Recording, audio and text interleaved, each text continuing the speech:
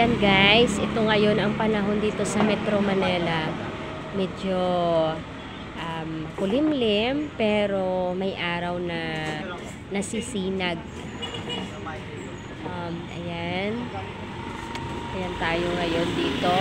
Samantala sa ibang lugar, lalo na sa ibang lugar, sobrang grabe daw ang ulan at baha na doon sa ibang area ng Iloilo. Ayan, ito po tayo dito sa Manila po.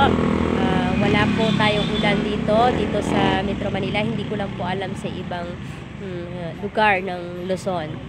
Okay, ayan. Kahit paano, merong araw po na lumilitaw. Ayan.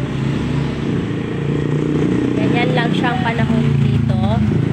Sana ay wag umulan ng ilang araw. Nako, pag umulan.